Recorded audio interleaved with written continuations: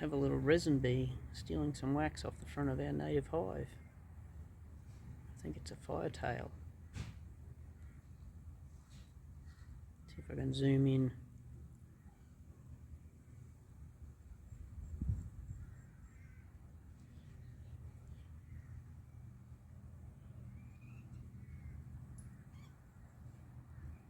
It's pretty cool. Oh, there she goes.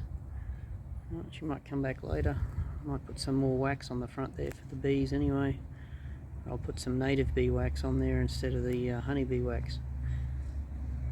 Awesome.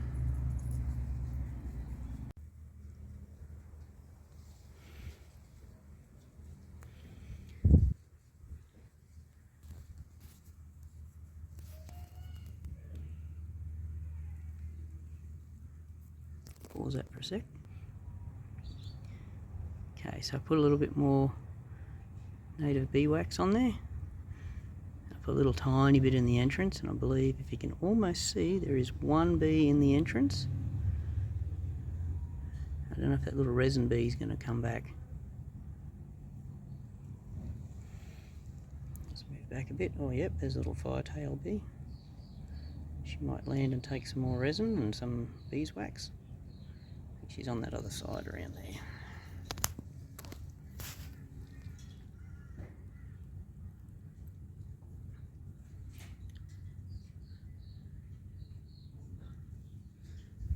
So little Firetail has actually taken away some of my wax. Hang on, I'll just move around this other side here. Oh, looks like one of the natives just chased her off.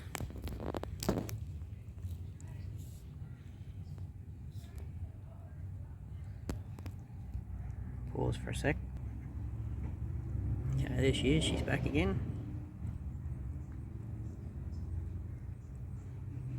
She just flew over the back of the beehive. Just trying to get the wax without the TCs attacking her. So they're Tetragonula Carbonaria are my bees. And that little one flying around is a solitary bee. It's a native Firetail bee.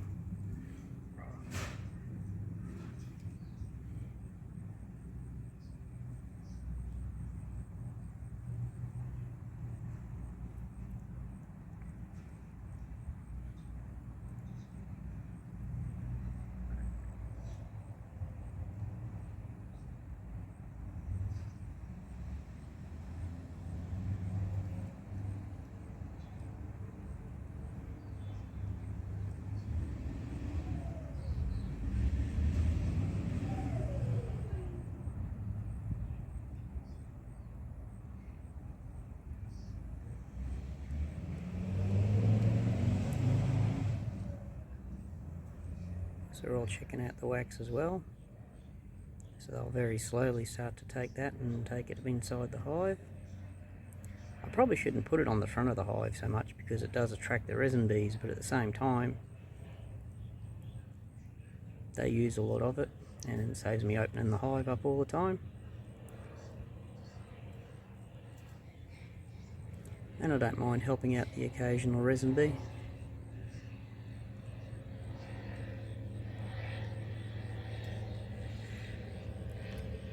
Just go check on the other Hockingsi and see how that's going after I did that little swap around and gave them a bit of a boost. They're actually going really well at the moment. I'll pop over and have a look.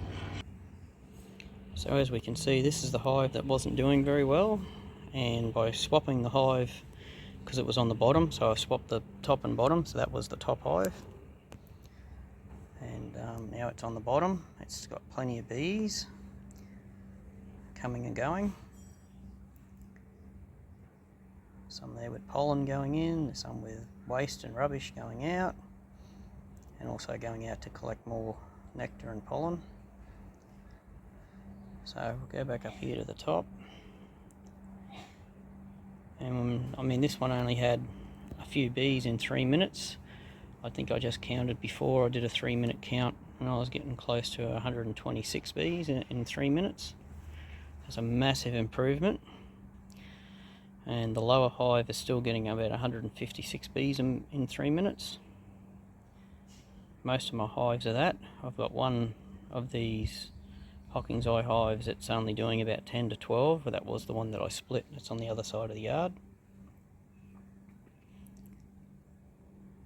And the Carbonaria have slowed down too because we've had a lot of rain lately, but they're also getting about 10 to 12 in 3 minutes.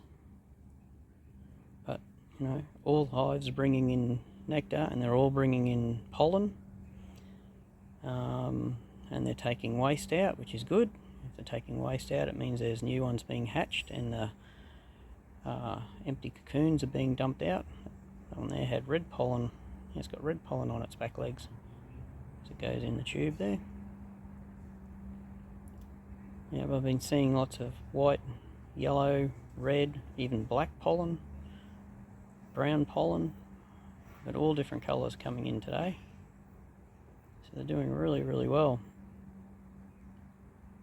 So this has been swapped now for 2 weeks, I believe, possibly even 3, because I think I swapped them before I went away to Sydney. I spent about 4 days in Sydney with my daughter, going and looking at the Kings Ramses and all the Egyptian stuff that come over from Egypt, because I'll probably never get to Egypt, but at least I got to have a look at the stuff that they brought over. I'm very privileged that we got to see that.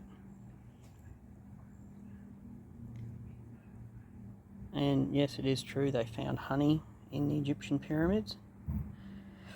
And oh, sorry, not in the Egyptian pyramids, in the Valley of the Kings where the Egyptians were, and they believe they found it where Tutankhamun was.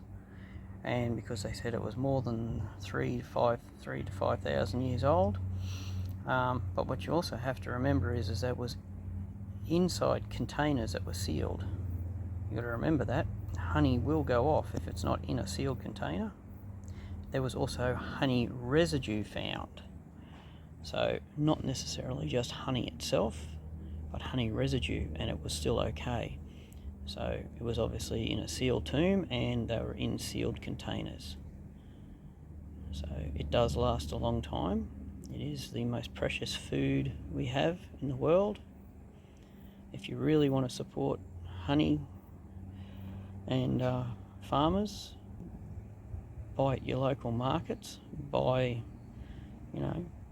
from your neighbours if they have bees, if they sell you honey, or if they give you honey. I sometimes give honey away. I do sell honey, not for very much. I only do enough basically to cover the costs of the jars and a little bit of my time. But if you support local, no offence to supermarkets, they're great things. We buy all our stuff. Everybody who's ever tasted any of the honey that I produce, well, I don't, my bees produce, they've all said how much better it tastes than shop-bought honey. Some of my honey crystallises, some of it doesn't. It depends on how much wax ends up in it. But as for the native bee honey, I don't sell it. Also because here in Australia, the native bee honey is super expensive. That's because you only get about 1 kilo a year. And so far out of I had about 6 hives. I've only got 4 now. But out of all the hives I have, I've yet to produce honey. I mean, they've got enough for themselves, but I never take any because it's just not enough. I don't mind the taste. Some of my family think it's too tangy. It has got a little bit of a tang, but depends. I mean, I've took some out of one of these hives. It was probably only 20 or 30 mils, wasn't very much, and it was actually very sweet. And I took some out of the hive next to it,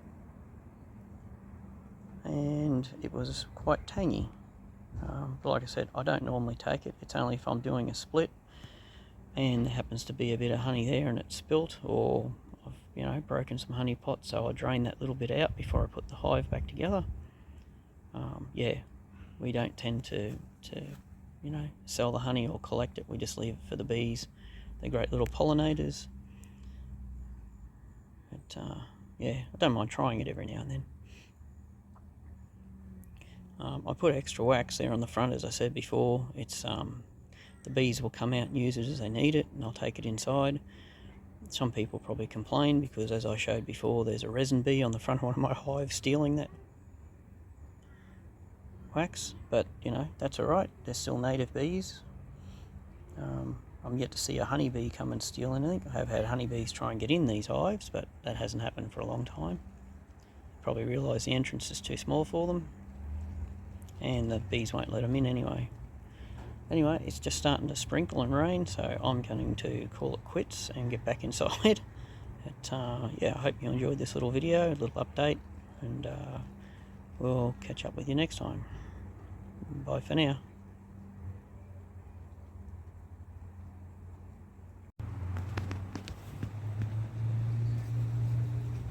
A couple of sneaky Firetail resin bees. Come over to the other hive.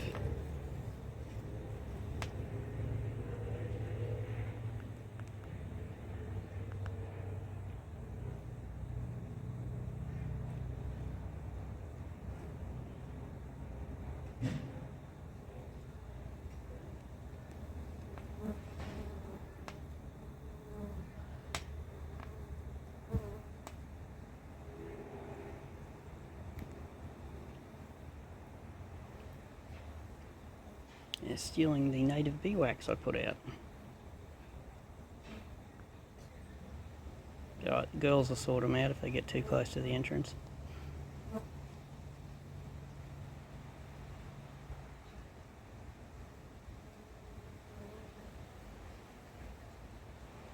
And she's off. Okay, let's have a look.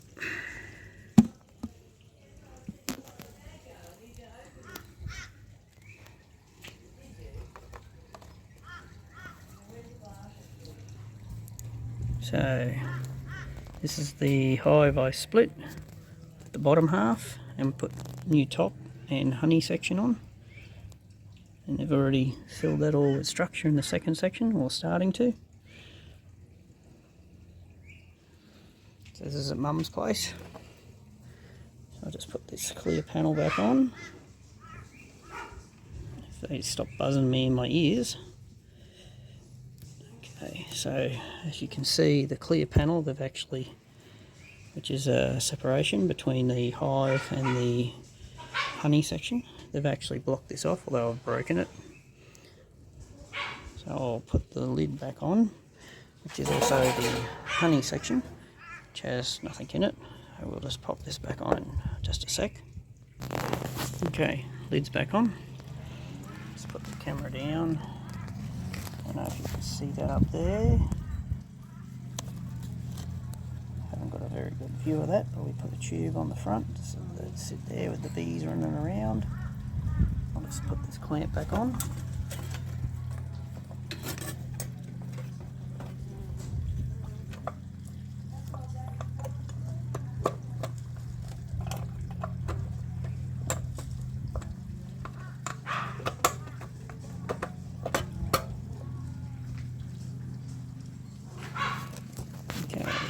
Clamps back on, and put a new entrance tube, and it'll take them a little while to get used to it. So there's a better view from the front. Hopefully they get used to the new clear tube. There's a couple inside. I've probably upset them a little bit too much, but they'll get used to it as soon as they figure it out. I put some of the wax on the outside there so they know it is their home, but they just got to work out how to get in there.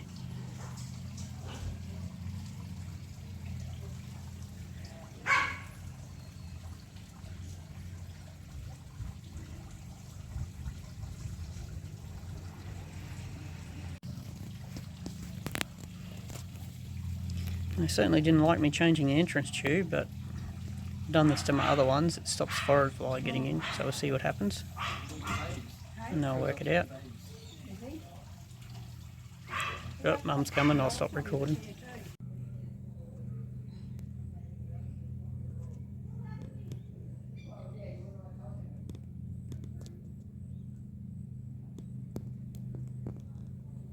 Yep, it's a little blurry. It's either camera's auto-focusing on either the bees or the tube. It makes it a bit hard. Either the bees are in focus or the tube is.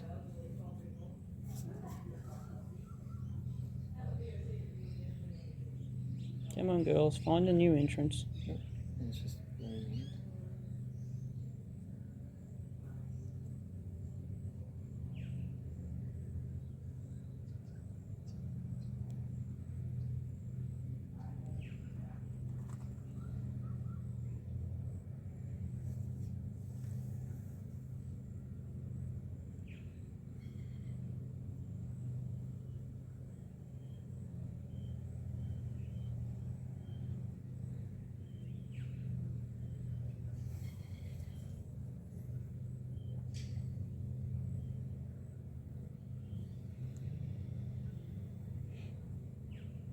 How cool to watch.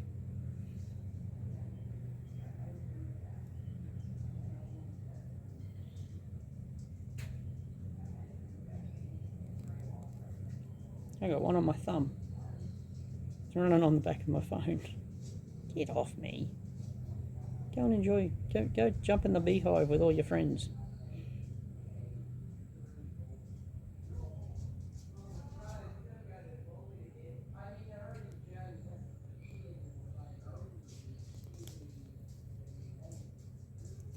I reckon if we come back in an hour or so, they'll probably figure it out. Mine did figure it out pretty quick, but you know, we'll just see how they go.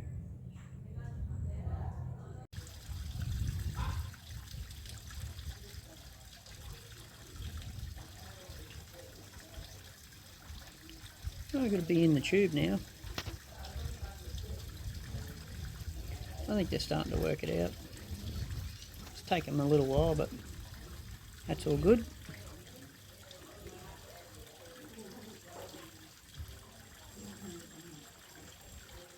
You're also checking out the wax I put on the end.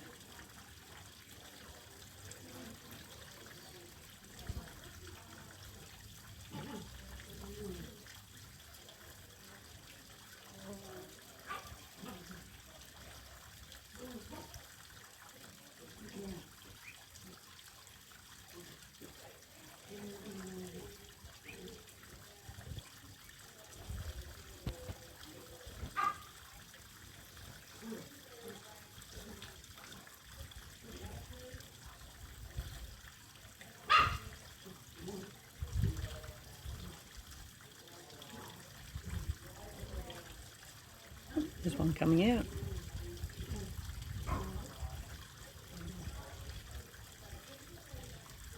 So they'll get used to it. It just takes a little while.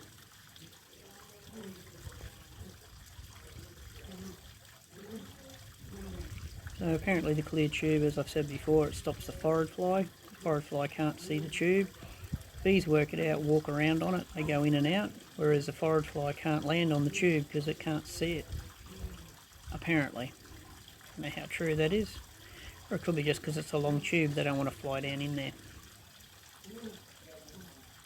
This is a little addition to Mum's hive, so hopefully she won't have any pest problems. She's been worried because there's been low numbers, but as I said, one, it's a recent split, and you know, two, we've had some pretty wet weather, so bees don't really like wet weather. Anyway, they seem to be okay at the moment.